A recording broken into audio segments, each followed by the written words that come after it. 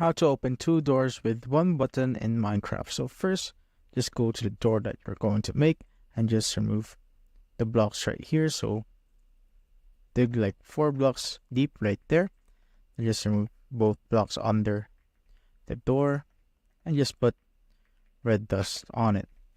So just like so. Then get your button and put it on the side of which side you want. So let's say I want to put on the left side. Once that's done, get a slab, so any slab will do, and just simply put it right there. And get another block, so any block will do also, and put it right there. Once you're done with that, get the repeater and put it here on the right side. Then get the redstone dust and put it right here besides it.